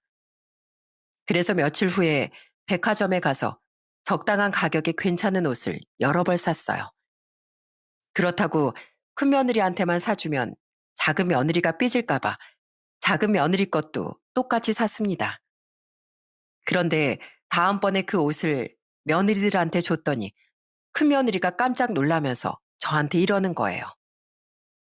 어머님, 무슨 옷을 이렇게 여러 벌 사오셨어요? 저 어차피 애들 키우느라 정신 없어서 이런 예쁜 옷 입고 다닐 시간도 없는데 차라리 이 돈으로 어머님 옷을 하나 사 입으시지 그러셨어요. 아이, 나야말로 다 늙어서 뭐하러 예쁜 옷을 입니? 내가 요즘에 보니까 네가 애들 키우느라 여유가 없어서 네 옷 한 벌 제대로 못 사 입는 것 같길래 한번 사봤다. 원래는 돈으로 줄까 했는데 그러면 또 너한테 안 쓰고 우리 손주들한테 쓸 것 같아서 일부러 내 옷으로 산 거야. 그러니까 내 마음이다 생각하고 가끔씩이라도 입어주렴. 그런데 그때도 작은 며느린 고맙다는 인사만 하고 표정이 뾰루퉁하더라고요. 혹시 옷이 마음에 안 들어서 그러냐고 물어봤더니 그건 아니라고 하길래 이상하다고 생각했어요. 그런데 그 이후에도 큰아들네 상황이 나아지지 않는 것 같아 걱정이 많았습니다. 한 번은 저희 남편 생일이었는데 작은 며느리가 먼저 신나서 용돈 봉투를 내미는 거예요. 아버님, 생신 정말 축하드려요. 여기 제가 50만 원 넣었으니까 친구분들 만나서 맛있는 거 실컷 사드세요. 아이고, 정말 고맙구나. 내 우리 작은 며느리 덕에 오랜만에 친구들 만나서 한턱 쏴야겠어. 그런데 그때 저희 큰며느리가 평소답지 않게 눈치를 보면서 쭈뼛거리는 거예요. 그러더니 저희 남편한테 똑같이 봉투 하나를 내밀면서 이러더라고요. 아버님, 죄송해요. 이번 달에 좀 여유가 없어서 많이 못 넣었어요. 저도 동서만큼 드리고 싶었는데 이것밖에 못 드려서 정말 죄송해요. 남편과 같이 봉투를 열어보니까 그 안에 10만 원이 들어있더라고요. 하지만 10만 원이면 어떻고 50만 원이면 어떻습니까? 저희 남편은 금액이 무슨 상관이냐면서 너무 고맙다고 하더라고요. 저도 큰며느리한테 너희가 잘 사는 게 중요하니까 이런 걸로 괜히 부담 가지지 말라고 얘기했어요. 그렇게 다 같이 잘 지내던 중 저희 작은 며느리가 아들을 하나 낳게 되었습니다. 저는 너무 기쁜 마음에 선물을 바리바리 싸들고 찾아가 며느리를 축하해 줬어요. 저희 큰며느리도 없는 형편에 아기 옷 여러 벌을 선물로 사왔더라고요. 동서, 애 낳느라 고생 엄청 많았지. 그런데 앞으로 애 키우다 보면 더 힘든 일이 많을 거야. 혹시라도 힘든 점 있으면 언제든지 나한테 얘기해. 내가 뭐든지 다 도와줄게. 그래, 둘째야. 네 형님이 그래도 애를 셋을 키웠지 않니? 그러니까 필요할 때마다 네 형님한테 연락해서 많이 배우거라. 그런데 제가 그렇게 말했더니 작은 며느리가 서운한 표정을 지으면서 저한테 이러는 거예요. 어머님, 저 형님 말고 어머님한테 배우면 안 돼요? 어머님도 자식 2명 키워보셨잖아요. 그렇긴 하지만, 아이, 그래도 옛날 육아 스타일이랑 요즘 육아 스타일은 다르지 않니? 그리고 난 우리 아들들 키운 지 너무 오래돼서 아마 나보단 네 형님이 더 잘할 거다. 물론 나도 알려줄 수 있는 건 다 알려주지. 그래도 나보단 네 형님이 더 도움이 많이 될 거란 얘기야. 그 후 저는 큰며느리한테 했던 것처럼 작은 며느리한테도 가끔씩 찾아가 손주를 같이 돌봐줬어요. 손주를 안아보는 게 벌써 네 번째인데도 항상 새로운 행복이 찾아오는 것 같아서 너무 좋더라고요. 그런데 이렇게 행복하기만 할 것 같았던 저희 집안에 생각지도 못했던 일이 벌어지고 말았습니다. 하루는 평소처럼 저희 집에 다 같이 모였는데 저희 큰아들이 가족들한테 중요하게 할 얘기가 있다는 거예요. 그러더니 심각한 표정으로 이러더군요. 사실 저희 와이프 이번에 유방암 판정 받았어요. 가슴에 멍울이 만져진다고 해서 병원에 갔는데 유방암 초기라고 하더라고요. 이 사람은 가족들이 걱정하니까 말하지 말라고 했는데 그래도 가족 일이니까 다들 아셔야 할 것 같아서요. 저는 그 얘기를 듣고 심장이 쿵 내려앉는 기분을 느꼈습니다. 나이 먹은 저랑 남편도 아직 멀쩡한데 나이가 40대 초반밖에 안 된 저희 큰며느리가 암에 걸렸다는 게 믿어지지 않았어요. 저희 남편도 너무 놀라 이러더라고요.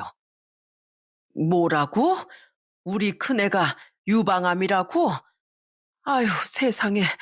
이렇게 착한 것한테 왜 그런 병을 내려주느냔 말이야. 저희 작은 아들도 엄청 걱정하는 얼굴로 이러더군요. 형수님, 이런 건 당연히 가족들이 다 알아야 되는 건데 왜 비밀로 하려고 그러셨어요? 아휴, 그래도 그거 치료하면 나을 수 있는 거죠? 진짜 예전처럼 건강한 상태로 돌아올 수 있는 거 맞죠? 가족들이 큰 며느리를 앞에 두고 다 같이 걱정하니까 점점 작은 며느리의 표정이 또 안 좋아지기 시작하더군요. 하지만 저는 큰 며느리가 너무 걱정되는 마음에 작은 며느리의 표정까지 신경 쓸 겨를이 없었어요. 아휴, 큰애야. 내가 내일이라도 은행에 가서 너한테 용돈 좀 보내마. 내가 의사가 아니니 직접 치료해 줄 수도 없고 네 병원비라도 좀 보태줘야겠다. 저는 그렇게 말하고선 다음 날 큰며느리한테 용돈 500만 원을 보내줬어요. 암에 걸린 큰며느리가 너무 안쓰러워서 그런 거라도 해주고 싶었거든요. 그 후 저희 큰며느린 유방암 치료를 위해 계속 병원을 다니기 시작했어요.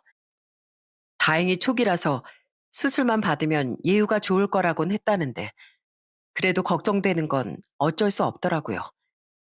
그래서 전 수시로 큰며느리한테 전화해 안부를 물어봤습니다. 큰애야, 몸은 좀 괜찮니? 이제 수술 날짜도 며칠 안 남았지? 병원에서 수술 받으면 괜찮아질 거라고 하니까 너무 겁먹지 말고 마음 편히 가지렴. 알았어요, 어머님. 어머님이야말로 저 너무 걱정하지 마시고 밥 잘 챙겨 드세요. 제가 한번 이렇게 병에 걸려보니까 어머님이랑 아버님이 혹시나 저처럼 아프실까봐 너무 걱정되더라고요. 그 후 저희 큰며느린 다행히 수술을 무사히 받게 되었습니다. 하지만 수술만 받는다고 해서 바로 완치되는 게 아니었기 때문에 저는 늘 걱정이 많았어요. 그러다가 하루는 집에서 저녁 식사를 준비하는데 암 때문에 앞으로 식단 관리도 하고 병원을 계속 다니면서 고생할 큰며느리 생각하니까 너무 마음이 짠하더라고요. 그래서 혼자 한숨을 쉬며 야채를 씻고 있었는데 갑자기 발 밑에 뭔가 축축한 게 느껴지는 거예요. 세상에 고개를 숙여 확인해 보니까 싱크대 밑에서 물이 역류하고 있더라고요. 뭐야? 여보, 잠깐 이리 좀 와봐. 싱크대 배관이 막혔나 봐. 아휴, 이거 어떡해? 지금 시간에 배관공이라도 불러야 되나? 아이고, 도대체 이게 무슨 일이야? 여보, 우리 이러지 말고 그냥 이참에 배관공이고 뭐고 싹 다 불러버리자고. 안 그래도 우리 집이 오래돼서 저번부터 자꾸 결로도 생기고 화장실에 타일도 몇 개 깨져가지고 위험하잖아. 우리 집에 자식들이랑 손주들까지 오는데 이왕이면 깨끗하고 안전한 집에서 지낼 수 있게 해줘야지. 안 그래도 조만간 집을 좀 수리해야겠다고 생각하고 있었는데 마침 싱크대 배관까지 막히는 바람에 겸사겸사 업체에 공사를 의뢰하게 되었어요. 그런데 업체 말이 공사하는데 5일 정도 걸린다고 하더라고요. 5일 동안 집에 있을 수가 없어 다른 곳에서 지내야 하는데 갈 만한 곳이 작은 아들 집밖에 없었습니다. 큰아들낸 저희 집에서 1시간 넘게 걸리는 데다 애들도 셋이고 큰 며느리 나만 자라서 차마 갈 수가 없겠더라고요. 그래서 저희 집에서 30분밖에 안 걸리는 작은 아들네 집에서 공사하는 기간 동안 지내기로 했습니다. 그런데 미리 얘기를 하고 작은 아들 집에 갔는데도 웬일인지 작은 며느리가 저희를 환영하지 않는 것 같은 거예요. 어머님, 왜 형님네 집도 아니고 저희 집으로 오셨어요? 어머님 원래 형님이랑 더 친하시잖아요. 아참, 전 요리도 못하는 거 아시죠? 전 형님처럼 맛있는 밥도 끼니마다 못 해드려요. 아휴, 내가 뭐 너한테 밥 얻어먹으러 온 줄 아니? 그냥 잠깐 지낼 곳이 필요해서 온 것뿐이야. 밥도 내가 알아서 해 먹을 테니까 넌 걱정하지 말아라.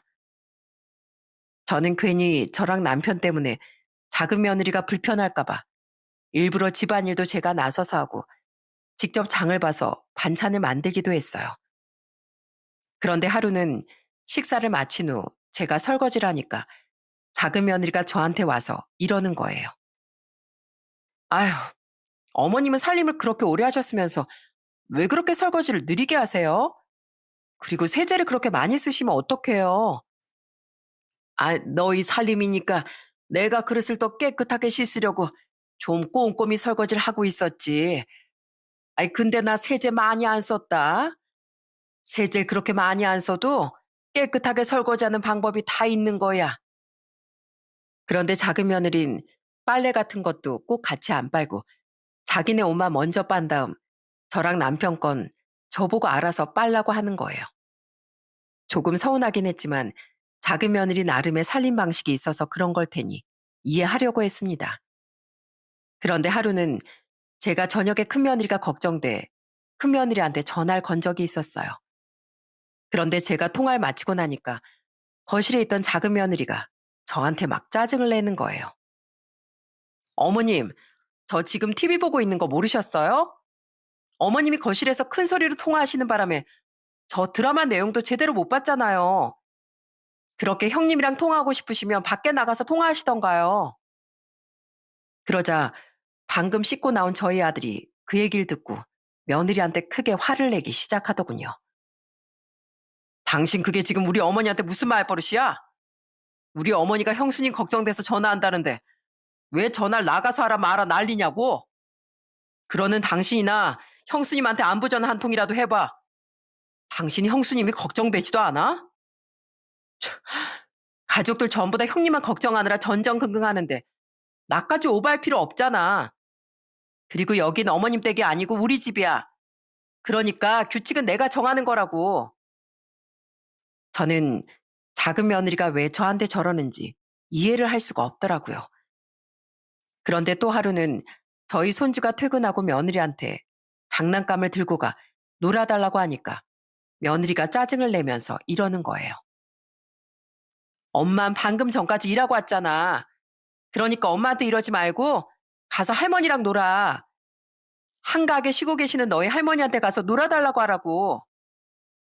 그러자 이번엔 평소에 화를 잘 안 내던 저희 남편까지 며느리한테 한마디 하더군요. 너 지금 그게 무슨 소리냐? 네 시어머니가 한가하긴 뭐가 한가해? 너 출근한 동안 혼자서 너희 살림 다 해주느라 고생하고 있는데 왜 한가한 늙은이 취급을 하고 있냐고. 그리고 네 애는 네가 봐야지. 왜 네 시애미한테 떠넘겨? 너 원래부터 이런 애였냐? 저희 남편이 그렇게 말하자 작은 며느리가 입을 꾹 다물고 아무 말도 안 하더라고요. 저도 너무 속상해서 한숨만 푹푹 쉬었습니다. 그렇게 폭풍 같은 5일이 지난 후 집수리가 다 끝나 집에 돌아가려고 짐을 싸고 있었어요. 그런데 짐을 거의 다 쌌을 때쯤 작은 며느리가 저한테 오더니 갑자기 이러는 거예요. 어머님, 5일 동안 저희 집에서 지내셨는데 설마 그냥 가실 건 아니죠? 원래 가족끼리도 받을 건 받아야 되는 거잖아요. 그러니까 식비랑 숙박료로 200만 원만 내고 가세요. 세상에, 저는 그 얘기를 듣고 너무 기가 막히더라고요. 물론 저도 아들과 며느리한테 미안해서 나중에 용돈이라도 좀 챙겨줄 생각이긴 했습니다. 하지만 대놓고 저를 무슨 숙박객인 것 마냥 돈을 내놓으라고 하니까 너무 황당하더라고요. 뭐라고? 아니, 내가 너희 집에서 무슨 대접받으면서 호텔 생활한 것도 아닌데 무슨 200만 원이나 달라는 거야? 밥도 내 돈으로 직접 장 봐서 음식 만들고 내가 너희 살림까지 다 해줬잖아. 물론 그건 그렇지만 그래도 음식 하실 때 양념이나 조미료 같은 건 저희 집에 있는 재료 쓰셨잖아요. 그리고 어머님 음식 하실 때 쓰신 물이랑 가스비도 다 저희 집 관리비로 나가는 거거든요. 그리고 저희 세탁기로 세탁하면서 세제도 쓰고 전기세도 쓰셨으니까 당연히 받을 건 받아야죠. 뭐야? 아이, 겨우 그런 거 가지고 시애미한테 돈을 청구한다고? 너 도대체 나한테 왜 그러니? 도대체 뭐가 그렇게 기분 나빠서 이렇게 남처럼 행동하는 거냐고? 내가 그동안 말은 안 했지만 너 때문에 답답할 때가 한두 번이 아니었다. 너무 화가 나서 작은 며느리한테 그렇게 얘기하자 작은 며느리가 기다렸다는 듯 다다다 말을 쏘아대더라고요. 어머님이 먼저 저한테 남처럼 행동하셨으니까 저도 그렇게 하는 거잖아요. 이번에 어머님이 형님 아프다고 용돈 주신다고 하길래 제가 이한테 졸라서 형님 용돈 얼마 받으셨는지 알아봤거든요. 그런데 세상에 용돈을 500만 원이나 주셨다면서요? 아무리 형님만 예뻐하셔도 그렇지 진짜 너무하시는 거 아니에요? 저도 어머님한테 예쁨 받는 며느리가 되고 싶었는데 어머님이 맨날 이런 식으로 저랑 형님이랑 차별하시잖아요. 제 말이 틀렸어요? 그 얘기를 듣고 너무 황당해서 아무 말도 못하고 있는데 옆에서 저희 작은 아들이 크게 화를 내더군요. 당신 진짜 왜 그래? 우리 어머니가 언제 당신이랑 형수님을 차별했다는 거야? 그리고 어머니랑 아버지가 고작 우리 집에서 5일 동안 지냈다고 200만 원을 달라는 게 말이나 돼? 왜 안 되는데? 형님한테 500만 원씩 턱턱 주시면서 왜 나한테 200만 원 주는 건 안 되는 거냐고. 그리고 어머님이 나랑 형님 차별한 것도 사실이잖아. 저는 한 번도 며느리들을 차별한다고 생각한 적이 없었는데 왜 이런 말을 하는 건지 이해가 되질 않더라고요. 그래서 제가 도대체 뭘 차별했냐고 물어보니까 작은 며느리가 이러는 거예요. 어머님, 저 결혼하고 첫 명절 때도 형님이랑만 부엌에서 엄청 재밌게 웃고 떠드셨잖아요. 저 그때 얼마나 소외감 느꼈는지 아세요? 전 할 줄 아는 것도 없어서 배우는 것도 무서웠는데 안 배운다고 하니까 붙잡지도 않고 그냥 형님하고만 둘이 재밌게 음식하시니까 서운했단 말이에요. 그리고 제 생일상 처음 차려주셨을 때도 생일 주인공은 전데 형님이 제일 좋아하는 갈비찜을 해주셨잖아요. 어머님 사실 제 생일은 핑계였고 형님한테 그저 맛있는 거 해주고 싶어서 그러셨던 거죠? 아니, 아니 그게 아니라 네가 뭐든지 다 잘 먹는다고 하니까 무난하게 갈비찜으로 해준 거지. 내가 설마 네 생일인데 일부러 네 형님 입맛에 맞춰서 해줬겠니? 일부러 안 했어도 평소에 어머님이 형님을 워낙 생각하시니까 어머님도 모르게 갈비찜을 하신 거겠죠.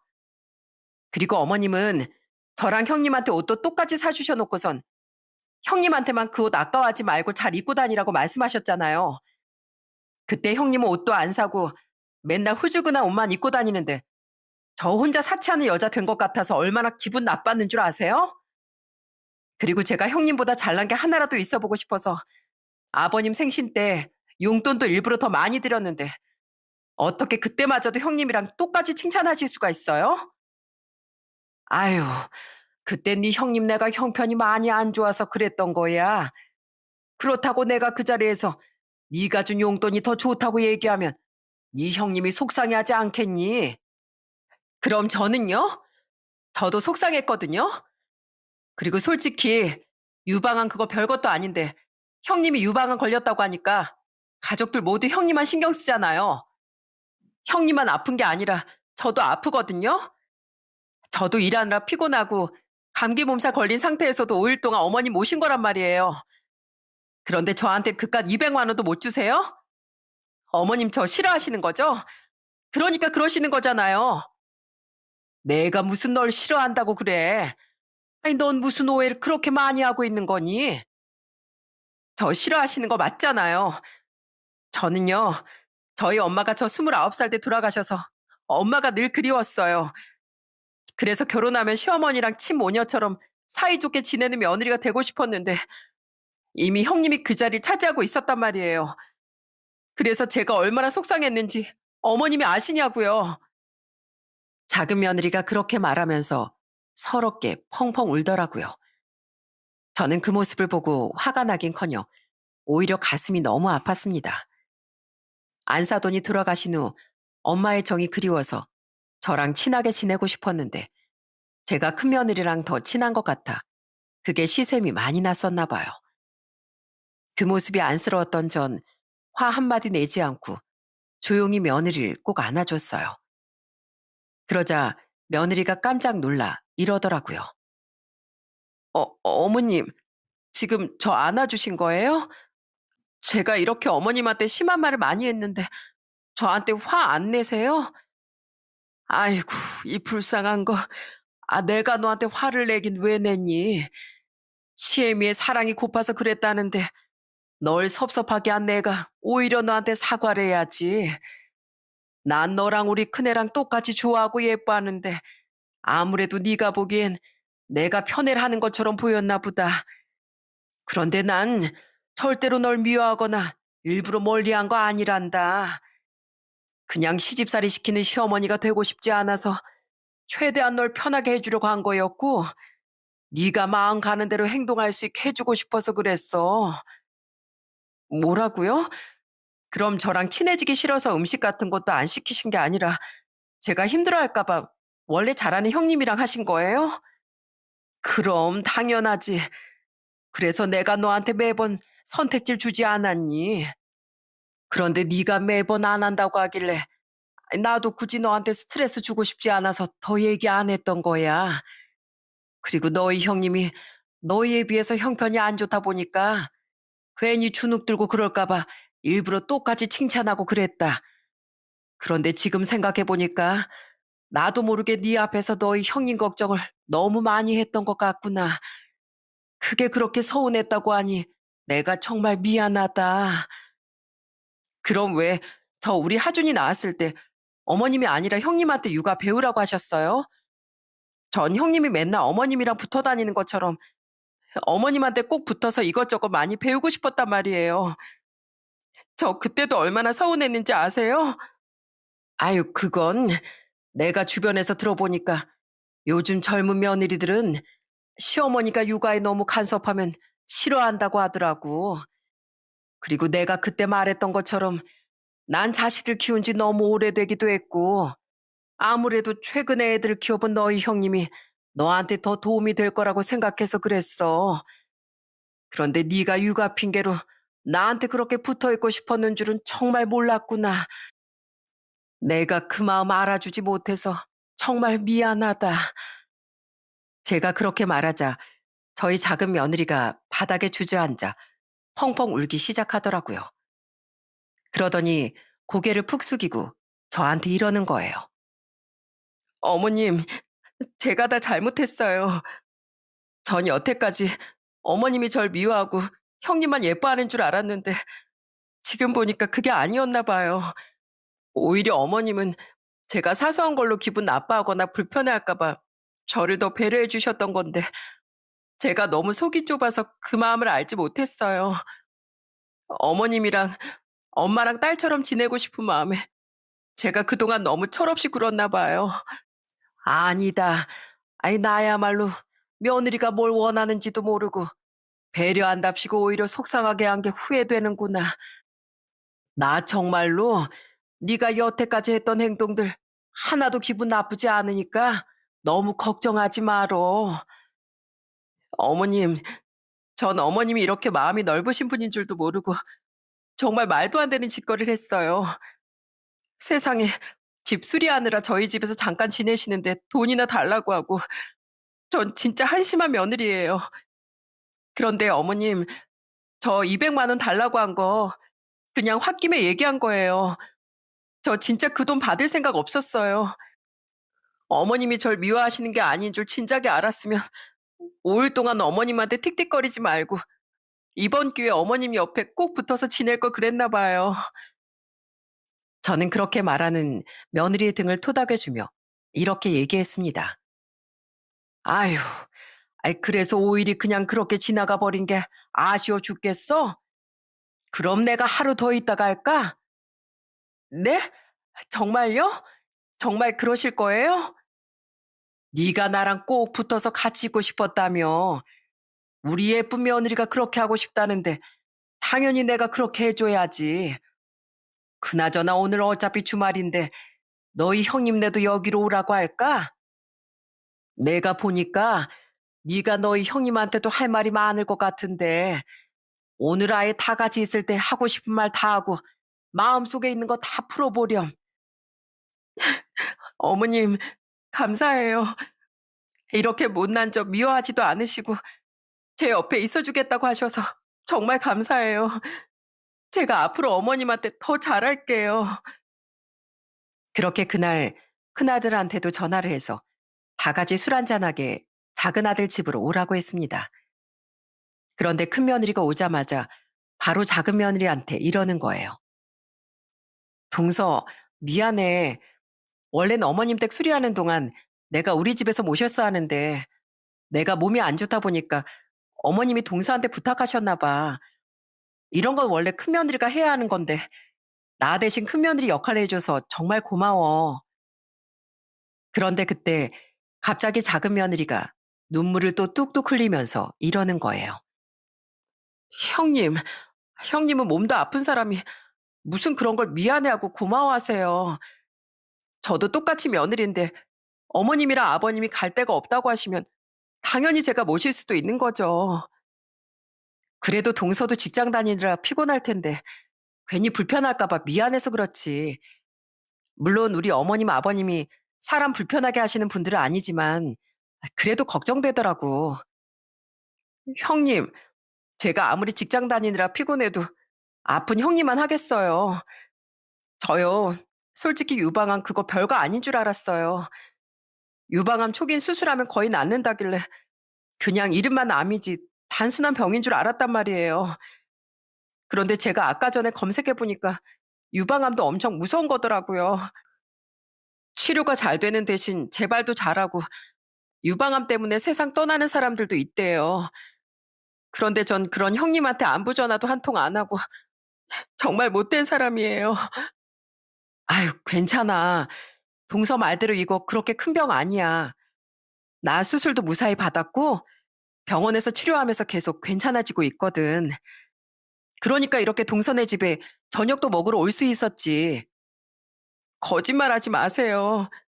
아픈데 가족들 걱정할까 봐 더 괜찮은 척 하시는 거잖아요.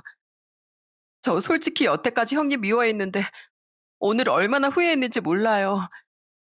형님이 어머님 사랑을 다 독차지하는 것 같아서 그래서 여태까지 형님한테 틱틱거리기만 했어요. 그리고 형님만 예쁨 받는 게 너무 속상해서 어머님한테도 못되게 굴었다고요. 그런데 어떻게 어머님이랑 형님은 두 분 다 저한테 화도 한 번 안 내고 이렇게 따뜻한 말만 해주세요? 누가 보면 두 분 다 천사라고 해도 믿겠어요. 저요, 여태까지 했던 행동들 다 반성하고 가족들한테 다 잘할 거예요. 형님한테도 기분 나쁘게 툴툴거리지 않고 앞으로 이것저것 많이 배울게요. 정말 죄송해요, 형님. 작은 며느리가 그렇게 말하자 큰 며느린 작은 며느리를 꼭 안아주더라고요. 그러자 옆에 있던 저희 남편과 큰아들도 한마디 했습니다. 그래, 우리 작은 며느리가 시애미 사랑을 받고 싶어서 잠깐 어린애 같은 행동을 하긴 했다만 그래도 그렇게까지 시부모 사랑을 원하는 모습이 얼마나 귀엽고 예쁘냐. 이젠 속마음 다 털어놓고 반성도 했다고 하니 앞으로는 다 같이 잘 지내보자. 네 시애미뿐만 아니라 나도 우리 며느리들 둘 다 똑같이 사랑하는 거 알지?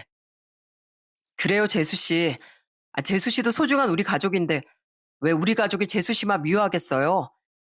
저도 우리 민재가 재수 씨랑 결혼해서 자식도 낳고 알콩달콩 사는 거 보고 얼마나 좋아 보였는데요. 그러자 작은 며느리가 눈물을 훔치면서 이러더라고요. 다들 감사해요. 아무래도 대한민국에서 저보다 시댁 식구들 잘 만난 사람은 없을 것 같아요. 그런데 그거 아세요? 저 항상 엄마 품이 너무 그리웠거든요. 그런데 저 결혼하고 나서 어머님이 저 반겨주면서 안아주셨을 때 엄마 품같이 따뜻해서 너무 좋았어요. 그때 그게 너무 좋아서 더 질투하고 시샘했었나 봐요. 아이고, 그랬어? 그럼 그렇다고 솔직하게 말하지 그랬니? 그럼 내가 몇 번이고 널 계속 안아줬을 텐데. 이왕 이렇게 된 거 내가 우리 작은 며느리를 한 번 또 안아줘야겠다. 제가 그렇게 말하며 작은 며느리 끌어안자 옆에서 조용히 듣고 있던 저희 손주들도 달려오면서 이러더라고요. 할머니, 저도 안아주세요. 저도요. 아이고, 우리 예쁜 똥강아지들. 그럼 우리 한번 오늘 다 같이 부둥켜 안고 놀아볼까? 그날 저희 가족들은 서로를 끌어안고 행복한 웃음을 참 많이도 지었답니다. 한참 동안 울던 저희 작은 며느리도 어느새 얼굴에 웃음이 가득해졌더라고요. 저는 그런 작은 며느리를 보면서 앞으로도 며느리들을 더 많이 사랑해줘야겠다고 생각했어요. 그렇게 폭풍 같던 소동이 끝난 후 저희 가족은 예전보다 훨씬 더 사이가 돈독해졌답니다. 한 번은 저희 작은 며느리가 저한테 전화해서 이러는 거예요. 어머님, 저 이번 주말에 어머님 댁에 가서 음식하는 것 좀 배우면 안 돼요? 어머님한테 배워서 형님한테 맛있는 거라도 좀 해드리고 싶어서요. 작은 며느린 그렇게 말하고선 그 후로 몇 번이나 주말마다 와서 저한테 음식하는 법을 배우더라고요. 서툴기는 해도 곧장 잘 따라하길래 칭찬도 많이 해줬습니다. 아이고, 너 이제 보니 음식 솜씨가 아예 없는 건 아니었구나. 난 네가 하도 음식하는 법 배우라고만 하면 싫다고 하니까 직장 생활 말고 나 아무것도 못하는 애인 줄 알았지. 에이, 그동안 어머님이 형님이랑만 너무 친하신 것 같아서 일부러 배우기 싫어서 튕겨본 거예요. 그런데 이젠 절대로 튕기지 않으려고요. 역시 사람은 솔직하게 살아야 된다는 걸 이번에 깨달았어요. 아이고, 당연히 솔직하게 해야지. 네가 예전처럼 또 혼자만 속으로 끙끙 앓고 있으면 아유, 나도 그땐 답답해서 못 참을 것 같구나. 그렇게 저한테 음식을 배운 작은 며느린 직접 전복죽을 끓여서 큰 며느리한테 갖다 주기도 했습니다. 짠! 형님, 이거 제가 형님 드리려고 끓여온 거예요. 형님한텐 별거 아니겠지만 전 엄청 애써서 만들었다고요. 그러니까 맛이 좀 별로라도 드셔주실 거죠? 어머, 동서가 이런 것도 할 줄 알아? 아휴, 날 위해서 이렇게 죽까지 끓여다 주고 너무 고마워. 그 후에도 저희 집에서 다 같이 모일 때마다 며느리들끼리 엄청 잘 지내더라고요. 그런데 하루는 작은 며느리가 인터넷으로 해외 여행지를 잔뜩 골라와선 이러는 거예요. 우리 형님 몸 괜찮아지면 이 중에서 한 군데 다 같이 놀러 가요. 제가 반성의 의미로 비행기표 쏠게요. 뭐? 비행기표가 한두 푼도 아닌데 동서가 쏜다고? 그럼 당장 다음 주에라도 가야지. 아이, 안 돼요. 암 환자가 집에서 쉬어야지. 무슨 벌써 여행이에요. 괜히 무리하다가 형님 몸 안 좋아지시면 저 속상해서 안 된단 말이에요. 전 형님 몸 완전히 괜찮아지실 때까지 기다릴 수 있으니까 형님도 조금만 참으세요. 아셨죠? 작은 며느린 이제 깨끗하게 수리가 된 저희 집에 거의 2주에 한 번씩 꼬박꼬박 찾아온답니다. 와서는 맨날 손주는 제 남편이랑 아들한테 맡기고 저랑 꼭 붙어서 자려고 하더라고요. 아이고, 우리 며느리가 완전히 내 껌딱지네. 그나저나 너 이렇게 우리 집에 자주 오면 너희 아버지가 서운해하시겠다. 안 그래도 혼자 계시느라 적적하실 텐데 우리 집보단 너희 아버지한테 더 찾아가야 되는 거 아니니? 그래서 제가 저희 아빠 집과 어머님 댁과 격주로 번갈아 가면서 가잖아요. 그리고 우리 그이가 저희 아빠한테 아들처럼 엄청 잘해서 아빠가 얼마나 좋아하시는데요. 이게 다 어머님이 아들을 잘 키우셔서 그런 거예요. 그러니까 그럴수록 제가 어머님한테 더 잘해야죠. 며느린 그렇게 말하더니 어린아이처럼 제 품에 더 깊이 파고들더군요. 저는 그런 며느리가 너무 예뻐서 머리를 쓰다듬어 줬습니다. 이렇게 사랑을 갈구하는 며느리인 줄 알았으면 진작에 제가 더 가까이 다가갔을 텐데 그러지 못했던 게 좀 아쉽긴 하더라고요. 그래서 앞으로는 절대 며느리가 서운해하지 않게 정말 딸처럼 대해줄 생각입니다. 물론 제 마음속엔 이미 저희 두 며느리 모두 다 딸이라고 생각하고 있었지만요. 처음에 작은 며느리가 이해 안 되는 행동을 자꾸만 할 땐 기분이 나쁠 때도 있었지만 그래도 그 이유를 알고 나니까 그 과거마저도 정말 사랑스럽고 귀여웠답니다. 프랑스의 어떤 소설가가 이런 말을 했대요. 살면서 받을 수 있는 가장 큰 행복은 사랑하는 것과 사랑받는 것이다. 그 중에서도 가족 간의 사랑이 제일 중요한 것 같아요. 제 사연을 들으시는 시청자분들께서도 항상 가족들에게 사랑을 베풀고 또 그만큼 많은 사랑을 받으시길 바랍니다. 그러면 돈으로도 바꿀 수 없는 정말 큰 행복을 맛보게 되실 거예요. 저도 지금의 이 행복을 놓치지 않기 위해 저희 가족들을 진심을 다해 사랑할 겁니다. 다만 하나 바라는 게 있다면 저희 큰며느리가 얼른 몸을 완전히 회복하는 것뿐이에요. 재발할 수도 있다는 말에 늘 마음속에 걱정을 품고 사는데 절대 재발하는 일 없이 건강하게 오래오래 살기만을 바라고 있습니다. 얼른 큰며느리가 완전히 회복해서 다 같이 사이좋게 여행 갈 날을 기다리고 있어요. 조금만 더 기다리면 그날이 올 수 있겠죠? 여러분, 그럼 전 이만 제 이야기를 마치도록 하겠습니다. 오늘도 저희 작은 며느리가 저희 집에 온다고 해서 같이 맛있는 거 만들어 먹을 준비를 하고 있어요. 여러분들께서도 식사 맛있게 하시고 가족들과 좋은 시간 많이 보내시길 바랍니다. 끝까지 들어주셔서 정말 감사합니다.